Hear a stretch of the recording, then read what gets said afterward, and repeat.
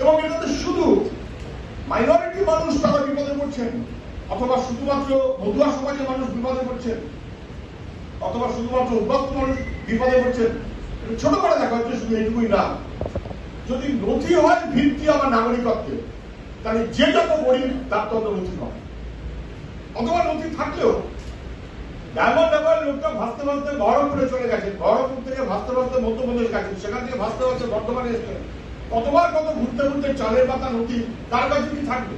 আর যে জমিহীন তার কাছে থাকবেই বা কেন? মানে যত গরিব তার তত নথির যোগ কম, শক্তি কম, অতএব তার কাছে বিপদটা বেশি। এটা কখনো মেনে নেওয়া যায় না। আমাদের দাবি কি? আমাদের দাবি 2014 সাল 31শে ডিসেম্বর এটাকে ভিত্তিবর্ষ করতে হবে। 1948 19 জুলাই হতে পারে না। আসামের বিশেষ কারণে বলা হয়েছিল 1971 সাল। আসামের ডেমোগ্রাফি চেঞ্জ হয়ে যাবে, পশ্চিমবঙ্গের ডেমোগ্রাফি চেঞ্জের কোনো প্রশ্ন নেই। 2014 31শে ডিসেম্বর এই তারিখটা কেন্দ্রীয় সরকারের একাধিক নথিতে লিপিবদ্ধ আছে, যদিও তারপরে আরো তারিখ আছে। ডেট অফ অ্যাক্সেশন অফ ছিটমহল 2015 31শে জুন, মানে 2014 31শে ডিসেম্বর আর তারপরে যে কোনো তারিখ গ্রহণযোগ্য, তার আগে যাওয়া যাবে। এটা ভিত্তিবর্ষ। যারা এ বাংলার মানুষ, এ বাংলায় বাস করেন, পশ্চিমবাংলায় থাকেন, স্থায়ীভাবে আছেন, তাদের নাগরিকত্ব নিঃশর্তভাবে দিতে হবে, নিঃশর্তভাবে নাগরিকত্ব দিতে হবে। তার বাইরে কোনো কথা হতে পারে না। তার বাইরে কোনো কথা বলা মানে মানুষকে বাড়তি বিপদের মধ্যে ফেলা। দেশভাগের দায় কেন সাধারণ মানুষকে না?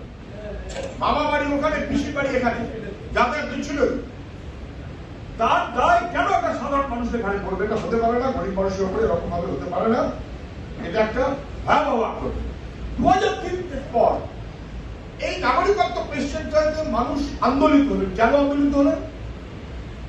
উড়িষ্যায় তার জন্য প্রায় ডিপোর্ট করা হবে, অনেক লড়াই হয়েছে। তাই এরকম সারা ভারতবর্ষের বিভিন্ন জায়গায় আপনারা জানেন, মাঝে মধ্যে বিশেষ করে বিজেপি সরকার যেখানে যেখানে আছে সেখানে বেশি বাংলা ভাষী মানে বাংলাদেশী, আরো বিশেষ করে বাংলা ভাষী মানুষের নাম যদি মুসলমান নাম হয়, তাহলে তার সাতপুরুষ ধরে এখানে বাস করেন, বহরমপুরে হোক আর যেখানেই হোক না কেন, নদিয়াতে হোক, কিন্তু তিনি কাজ করছেন নানান কারণে দিল্লিতে। যে আপনি বাংলা ভাষার কথা বলছেন, নাম কি? শামসুল হক বা কিছু একটা। বিশেষ করে যদি মুসলমান হয়, না হলে বাংলা ভাষী হলেও তাই, তাকে বাংলাদেশি চিহ্নিত করে, তাকে বিদেশি চিহ্নিত করে হ্যারাস করা হচ্ছে। এই স্কোপটা কোনো মতে দেওয়া যাবে না। মানুষকে হ্যারাস করা আমরা মেনে নিতে পারি না, এটা কখনো চলতে পারে না। এ মানুষ পূর্ণ নাগরিক, সেই মর্যাদা আমাদের রাখতে হবে এবং দিতে হবে। ন্যাচারালি এই সমস্ত পরিপ্রেক্ষিতে 2003 পর যখন 2019 আইনটা হলো, একটা ভাব দেখানো হলো যে নাগরিকত্ব দেওয়া হচ্ছে, ভুল। 2019 গন্ডগোলটা কি?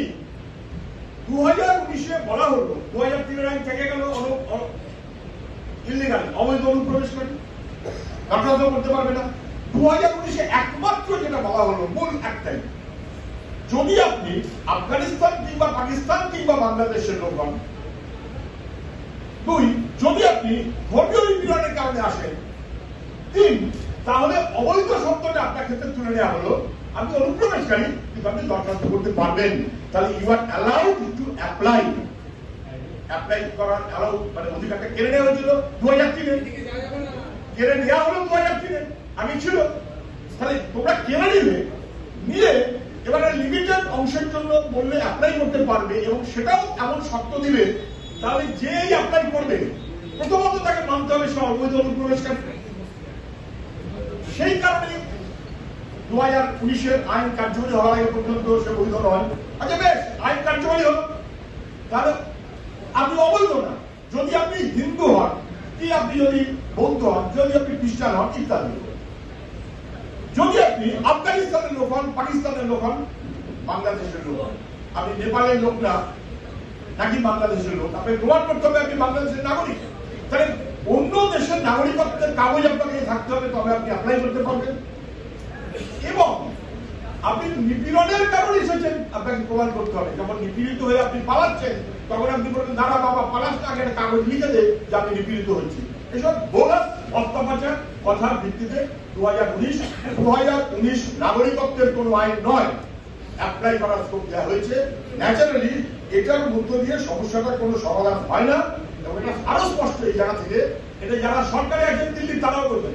5 বছর হয়ে গেল, রুল ফ্রেম হয়নি কেন? করা যাচ্ছে না। 5 বছর হয়ে গেল, আসামে